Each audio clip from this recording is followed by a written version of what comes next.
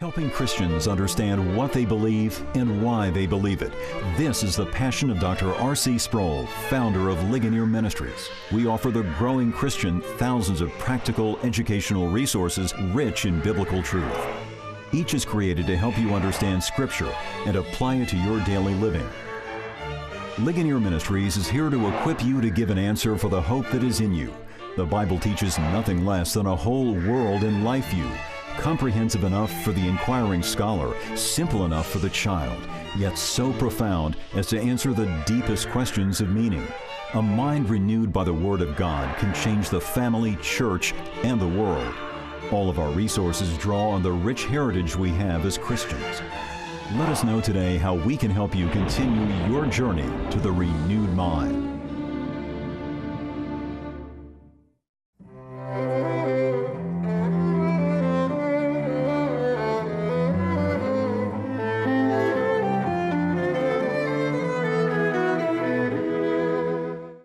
When we studied the philosophy of Immanuel Kant, I said that the revolution in ideas that was precipitated by Kant's work had greater impact on American civilization than our actual government revolution of 1776. But if there's any philosopher whose thinking had a greater impact on the whole of Western civilization, and in a short period of time, it would be that of Karl Marx. I mentioned that when I was in high school, there were 2 billion people on the face of this earth, and by 1965, the number of people who were under the regimes of communist government and who lived behind the Iron Curtain were 2 billion people. That is the same number of people who populated the entire globe in 1957, just a few years later. As the world progressed in its population, it reached that same number of those who were under the tyranny of Marxist governments. And so if we think that ideas have consequences, then we certainly see that manifest in the philosophical work of Karl Marx. But we also understand from the beginning of our study that not only are there consequences to ideas, and that ideas shape events, but also events have the same reciprocal tendency to spawn new ideas. And if you look at the biography of Karl Marx, you will see something dramatic that took place in his childhood that had a tremendous impact on his thinking and consequently on the whole world. When he was a boy, he was born into a Jewish family in Germany. And his father was a prosperous merchant. And the family had to move to another city. And when they moved to the new city, the city was dominated by members of the Lutheran Church. And for business purposes, Karl Marx's father joined the Lutheran Church because he thought that it would help in his business. And this had a tremendous impact on this young boy.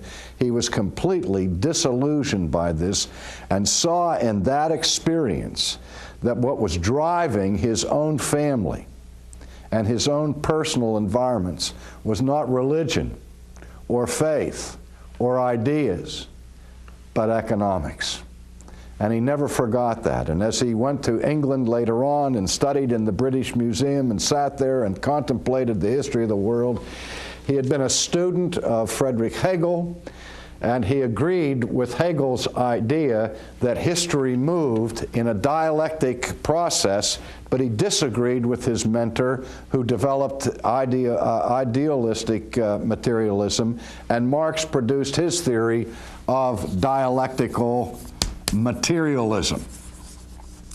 That is, he said that history is driven by the conflict not of spiritual ideas or logical concepts, but rather through the very real concrete impulses of material concerns, particularly with respect to the clash of economic systems.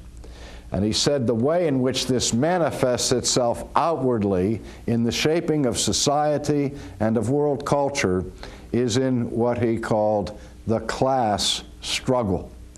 And looking back over the course of history, he saw that people had gone through various stages of transition from the feudal system of the Middle Ages to the agrarian economy that followed it, and then later on into the Industrial Revolution, which provoked a crisis, according to Marx, that reached deep into the human spirit.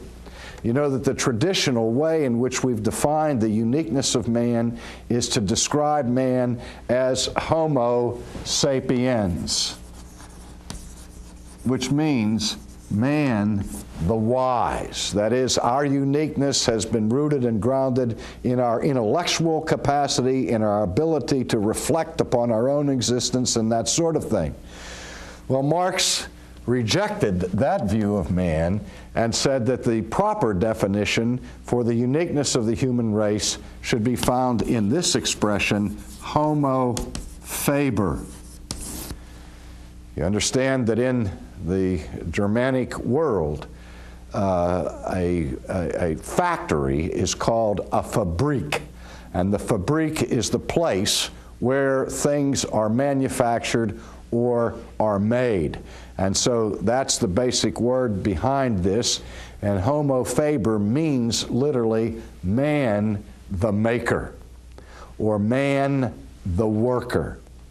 And what Marx was saying at this point is that what defines our human existence, where we eat and drink and sleep, is centrally related to our work. Whenever you meet somebody for the first time, you ask them three questions. You ask them their name, where they live, and then you ask them, what do you do?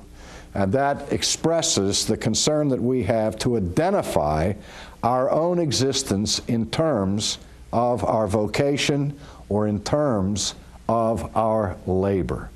Now, Marx, as he analyzed the movement of history, said that our deepest existence is rooted in our work, and that what happened with the Industrial Revolution and the conquest of capitalism as an economic system, particularly in the Western world, produced in the human spirit a profound alienation. And it's the alienation of the individual from the fruit of his labor.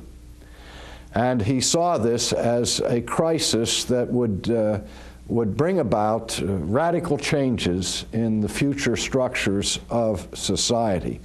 Unlike the philosophers of history that had preceded him, such as Hegel, who looked for history to flow out of this dialectical process through a built-in evolutionary system by which history just happens to move by invisible laws in a given direction. Marx came to the conclusion that if we can see where society ought to be and is not there, that is, if we can envision a better world order than we presently enjoy, we should not wait for the impersonal forces of evolutionary history to bring that about, but we need to take action to change the given structures of the day. And so he advocated the use of violence to bring about the improvement of man's economic condition. You've seen the slogan, Arbeit macht frei, labor makes free, and workers of the world unite, all having its roots in the impetus of Marx's philosophy, where he encouraged the proletariat, the working class, to rise up in revolution against the ownership class to bring about a new world order through violent revolution, which revolutions occurred with great rapidity in the earlier part of the 20th century that brought about dramatic changes to the society of this world.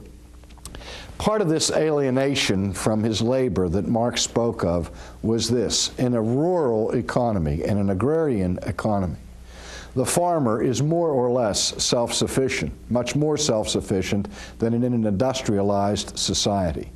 And he owns his own tools, but most significantly, he enjoys the fruit of his own labor. When the transition came from that kind of an environment to an industrialized environment, then people began to work for wages, where they did not participate in the ownership of the company or the factory in which they work, and did not own the fruit of their labor. And so Marx saw this modern system as a reinvention of slavery. Not the kind of slavery that the feudal serf lived under the military leadership of the barons of that day, but now it was a slavery imposed by the factory owners, the owner of the company store, for example, who gave a pittance by way of salary to the worker and to the laborer, but the great bulk of the profit from this industry went to the owner. And as a result, people were cut off from the fruit of their labor. And also, at this point, Marx raised a serious challenge against the capitalistic view of value. That according to capitalism, the laws of economics that rule are the basic laws of supply and demand. And what drives the value of goods and services up, obviously, is scarcity more than anything else. And so, one of the reasons why the managerial class earns so much more money than the working class is because the knowledge that they bring to the job is scarce, and it has a greater value per person in the success of the capitalistic enterprise. That is, people who have entrepreneurial skills and gifts and who are knowledgeable technicians and so on get higher wages than unskilled laborers because there's a competitive marketplace, and their scarcity of knowledge and gifts and talents drives up their value as wage earners in the marketplace, just as the scarcity of goods drives up the price of goods in the marketplace. And over against that way of doing things, Marx created or emphasized what he called the labor theory of value. That the way in which wages should be paid is on the value of the labor that is brought rather than on the scarcity of it. That it's the hard toil of the man in the blast furnace that really makes it possible to produce steel. And his great energy, cost, and sweat and toil should be the subject of a much greater reward, because the value of work is intrinsically related to the effort that is produced. Now also, in this understanding of things, Marx saw that the key advantage that the owners had over the workers was that the owners owned and controlled the means of production. Now, we say that whoever owns the tools owns the game. When I was a kid and we played baseball, we didn't have organized baseball games, we didn't have official umpires, and so we had to referee, as it were, ourselves, among ourselves. And if there happened to be a disputed call at first base, I say I'm safe, and the other guy says out, and one team all agrees that he's out, and the other team all says safe. Who decides? Well, it would usually come down to this: it's my bat, it's my ball, I'm safe. Because without me, there is no baseball game, because I own the means of production. I own the tools. And he understood that the invention of tools is what propelled the world into the industrial age. Because what tools do is save labor. They are labor-saving devices. And that tools have the unique ability to bring about exponential increases in production. You take your front lawn and you want to keep your front lawn manicured. There are different ways that you can do it.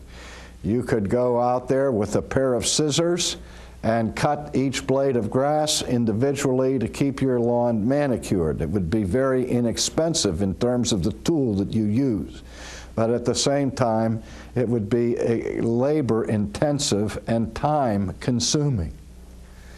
Now, you can improve your productivity in cutting your grass by getting a more sophisticated tool. You could perhaps buy a push lawnmower and do the job in much less time with much less effort than you would with a pair of scissors.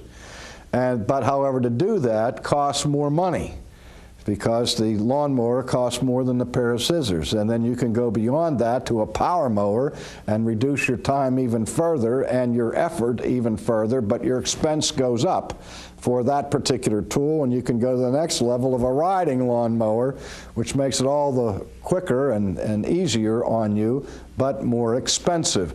And so the point is that as tools become more sophisticated, they have the capacity to increase production radically. You take the American farmer and compare him to a third world farmer, and the two farmers may be of the same physical strength and the same native intelligence, but one produces 100 times more wheat than the other one, and the basic reason is that the American farmer has the sophisticated tools and equipment to increase his production, where the man in the third world is using a mule and a wooden plow, perhaps.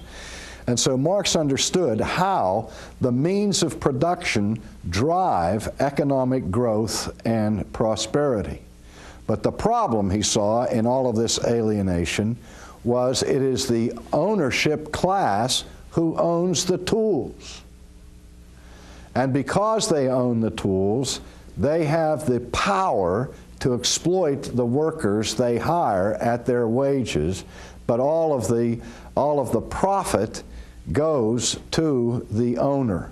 And this produces enmity, alienation, and the class struggle. You can see this right now in professional sports, where the players are saying, I want a high salary because without me, nobody comes to the stadium.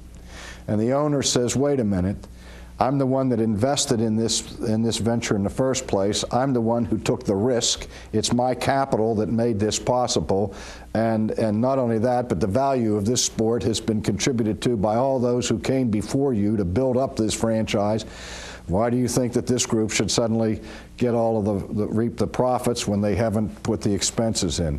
The other ones on the other side are saying, but wait a minute, because of our skill and our labor, you're reaping hundreds of millions of dollars and I want a piece of it. And so you have conflict, you have lockouts, you have strikes, you have all of that going on because you're having a struggle over economics and a kind of class warfare. And so what Marx called for was the ownership of the means of production by the state, to get rid of private ownership of the means of production, because he believed by the states owning the tools and owning the means of production, then there would be a great leveling of benefits to all of the people, and that everybody would profit equally from the welfare of the state, from each according to his ability, to each according to his need. But for that to happen takes revolution, because the structures that are in place in capitalistic societies, according to Marx, are established really on the basis of economic vested interest. And a whole superstructure of that society is built on these economic forces, and they are designed in order to safeguard and perpetuate the vested interests of the ruling class. The two institutions that Marx criticized most radically were law and religion. He said that the capitalist societies say that they build their legal structure on the basis of some transcendent concept of justice, where Lady Justice has a blindfold and natural law dominates. And he said, no, that's not how it really happens. What really happens is that the legal structure of a given society will always reflect the vested interests of the ruling class. That is, the laws will favor the rich and disenfranchise the poor. They will favor the owner and be harmful to the worker.